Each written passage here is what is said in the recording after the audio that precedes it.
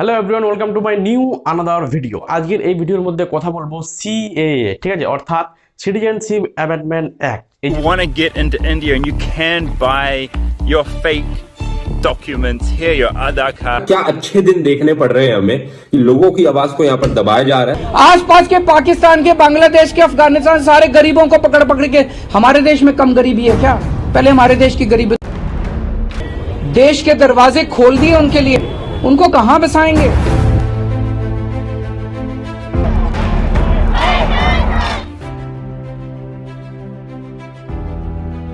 कर रहा है लोगों का अधिकार को, तो अब उसको खिलाफ में लड़ेंगे।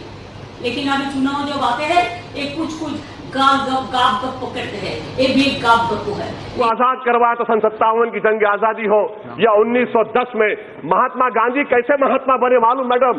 उन्होंने साउथ अफ्रीका के नेशनल रजिस्टर कार्ड को फाड़ दिया था, जला दिया था।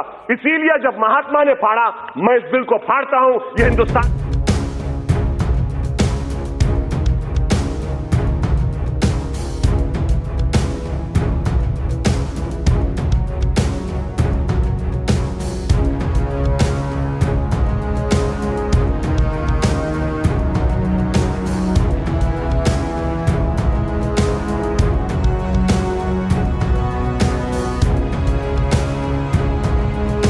ये आया और अब उन्हें पाकिस्तान भेज दिया जाएगा।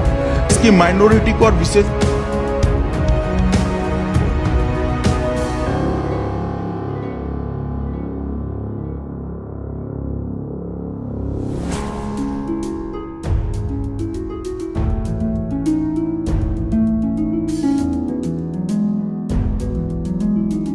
নতুন আমাদের সরকার যে নিয়ম নিয়ে এসছে, অর্থাৎ প্রত্যেকটি নাগরিক, অর্থাৎ নাগরিক বললে এটা ভুল হবে, যারা আমাদের দেশে 2014 সালের আগে এসছে বা 2014 সালের পরে এসছে, যেমন দেশগুলো হচ্ছে তোমার পাকিস্তান, আফগানিস্তান, বাংলাদেশ, ঠিক আছে, অন্য অন্য কান্ট্রি থেকে যারা আমাদের ভারতে কোনো ডকুমেন্টস ছাড়াই আমাদের ভারতে চলে এসছে এবং এখানে বসবাস করে খাচ্ছে, তাদের জন্য এইটা লাগু করেছে সিএএ সরকার, যেটা বলছে, ঠিক আছে, যে অন্য দেশ থেকে যারা এসছে আমাদের দেশে তাদের জন্য আমরা একটি নতুন কানুন নিয়ে এসেছি, সেটা হচ্ছে সিএএ অর্থাৎ সিটিজেনশিপ অ্যামেন্ডমেন্ট অ্যাক্ট। এবং এই অ্যাক্টের মাধ্যমে কি করবে, সেই ব্যক্তিগুলোকে এখানে আমাদের ভারতে থাকার একটি অনুমতি দিবে, অর্থাৎ নাগরিকত্ব দিবে, ঠিক আছে।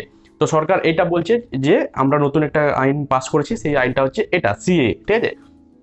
এবার এটা কিন্তু অলরেডি অনলাইন চালু হয়ে গেছে এবং যখন দেখি আমি অনলাইন করে যে এখানে জিজ্ঞাসা করছে অনেক কিছু এখানে কিন্তু জিজ্ঞাসা করছে, এবং যদি কোনো ভারতের নাগরিক এই ফর্মটা ফিল আপ করে, সিএ এর যে নতুন রেজিস্ট্রেশন চলছে এই ফর্মটা ফিল আপ করে, তাহলে কিন্তু ওনার সমস্ত নাগরিকত্ব এখান থেকে কিন্তু মিটে যাবে এবং ওনাকে বাইরের কান্ট্রির কিন্তু কোনো কিছু একটা ডকুমেন্টস লাগবে যে হ্যাঁ ইনি এত তারিখ থেকে এখানে এসছেন, এবং ওখানকার কোনো কিছু যদি না থাকে তবু কিন্তু সে সমস্ত আমাদের ভারতের যত নাগরিক একজন যে সুবিধাগুলো পায় সেইগুলো থেকে কিন্তু বঞ্চিত থাকবে।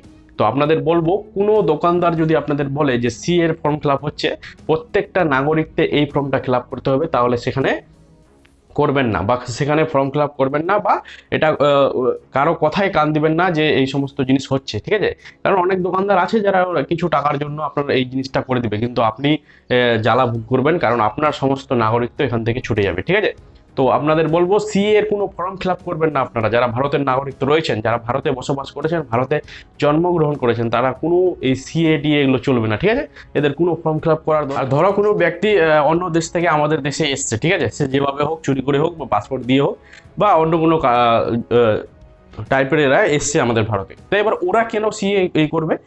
এবং ওরা যদি রেজিস্ট্রেশন করে তাহলে তো ওদের নাম নথিভুক্ত সব পেয়ে যাবে সরকার, যে হ্যাঁ এই সব ব্যক্তিগুলো এসছে আমাদের ভারতে, ওদেরকে ধরে নিয়ে সেই আসামের মতন ডিটেনশন ক্যাম্পে নিয়ে চলো এদের। তো এটা টোটালি যাকে বলবো কি যে মানে কিচ্ছু বোঝা যাচ্ছে না এই সমস্ত কিভাবে এরা করবে, ঠিক আছে। তো এটা টোটালি আমি বলবো যে কয়েকদিনের মধ্যে আছে, তারপরে এটা টোটালি বন্ধ হয়ে যাবে, ঠিক আছে। তো আপনারা অবশ্যই এই সমস্ত জিনিস থেকে দূরে থাকবেন। নাই, এখানে যদি আপনারা ফর্ম ফিল আপ করতে যান, প্রথমেই আপনাদের বলবে আপনি কোন দেশ থেকে এসেছেন, আফগানিস্তান বা পাকিস্তান, বাংলাদেশ, না আরো কোনো অন্য দেশ থেকে আপনি এসেছেন, কতদিন আগে এসেছেন, ঠিক আছে, এবং ওই দেশ থেকে যে এসেছেন আপনার কাছে কোনো কিছু আছে ডকুমেন্টস, আপনি যে ইন্ডিয়ার মধ্যে এসেছেন কিভাবে এসেছেন, চুরি করে এসেছেন নাকি আপনাকে কেউ উপর থেকে ফেলে দিয়েছে, এই টাইপের কিন্তু কোশ্চেনগুলো সেই ফর্মে জিজ্ঞাসা করতে হয়, ঠিক আছে। এবং আপনার ধর্ম কি, হিন্দু মুসলিম যা ধর্ম আছে সমস্ত ধর্মর এখানে কিন্তু লিস্ট দেওয়া আছে, ঠিক আছে। প্লাস আপনি এখানে কত বছর ধরে এখানে আপনি বসবাস করছেন ভারতে, কেন এসছেন ভারতে, এই টাইপের কোশ্চেনগুলো কিন্তু এরা জিজ্ঞাসা করছে সিএ এর ফর্ম ফিল আপ করতে গেলে। তো আপনারা কেউ এই জিনিসটা করবেন না, ঠিক আছে? আর আপনারা যত পারবেন এটার বিরুদ্ধে মানে যত পারবেন এটার কি করবেন, দূরে থাকবেন সিএ এর থেকে, ঠিক আছে? আমরা ভারতের নাগরিক, আমরা জন্ম হয়েছে এখানে, আমাদের মা বাবা দাদু দাদি সবাই এই ভারতেই হয়েছে, তো আমরা কেন ফালতু এই সমস্ত সিএ এর ফর্ম ফিল আপ করবো, ঠিক আছে? এটা টোটালি কিন্তু আমাদের যে সরকার রয়েছে সেই সরকার আসলে কি করবে কিছু ভেবে পাচ্ছে না, তো ভোটের আগে এই জিনিসগুলো কিন্তু চালু করে দিচ্ছে, ঠিক আছে? কারো তো মাথা নাই না এই সমস্ত জিনিসগুলো। তো আপনাদের বলে দিই, আপনারা যথেষ্ট বুদ্ধিমান ব্যক্তি রয়েছেন যারা আমার ভিডিও দেখছেন, তারা কিন্তু এই সব ফর্ম থেকে বা এই সব অনলাইন রেজিস্ট্রেশন থেকে দূরে থাকবেন। তো আজকের ভিডিও এইটুকুই। ভিডিওটা ভালো লাগলে চ্যানেলটাকে সাবস্ক্রাইব করে দেবেন, এবং এই টপিক নিয়ে যদি আরও আপনারা ভিডিও চান তাহলে ভিডিওটা অবশ্যই লাইক করে দেবেন, ঠিক আছে? দেখা হবে আবার নেক্সট ভিডিও, ততক্ষণ দেখতে থাকুন জাহাঙ্গীর দা টেকনিক্যাল। আপনি ভাবছেন সিএ হলে আপনি ভারতের নাগরিক হয়ে যাবেন, ব্যাপারটা কিন্তু একদমই এত সোজা নয়। ব্যাপারটা যথেষ্ট ঝামেলা। সিএ এর ফর্মে যেই ফিল আপ করবেন সঙ্গে সঙ্গেই কিন্তু আপনি বেনাগরিক হয়ে যাবেন, কারণ ফর্ম এতেই রয়েছে যে আপনি বাংলাদেশ, পাকিস্তান না আফগানিস্তান কোথা থেকে এসছেন সেটা লিখতে হবে। যে মুহূর্তে আপনি লিখছেন সঙ্গে সঙ্গে কিন্তু আপনি আর ভারতের নাগরিক নন, আপনি ডিভোটার হয়ে যাবেন। আপনার আধার কার্ড, ভোটার কার্ড যাই থাকুক সব বাতিল হয়ে যাবে। আর ফর্ম বি, সেখানে যে আপনি আবেদন করবেন সে আবেদনও আপনার চট করে গ্রাহ্য হবে না। সেই আবেদন গ্রাহ্য হতে 6 বছর সময় লাগতে পারে, সিএ এর আইনেই তাই বলা আছে। আর সব থেকে বড় কথা, বাংলাদেশ, পাকিস্তান বা আফগানিস্তান যেখান থেকে আপনি আসুন না কেন তার প্রামাণ্য নথি আপনাকে দেখাতে হবে। সেখানকার আপনার কোনো জন্ম শংসাপত্র বা বার্থ রেজিস্ট্রেশন অথবা সেখানকার কোনো রেকর্ড যে আপনি সেই দেশে ছিলেন। আপনি ভাবুন তো সেই সব দেশ থেকে আপনি জোগাড় করতে পারবেন? আসলে সিএ একটা বড় ভাঁওতা, তাই এই সিএ এর ফাঁদে পা দেবেন না। সিএ এর জন্য কোনো ফর্ম ফিল আপ করবেন না। ফর্ম এ, ফর্ম বি, কোন রকম ফর্ম থেকে বিরত থাকুন। সিএ আটকান। সিএ কোনো নাগরিকত্ব দেওয়ার প্রমাণপত্রই নয়। সিএ জিনিসটাই আপনাকে ফাঁদে ফেলার জন্য।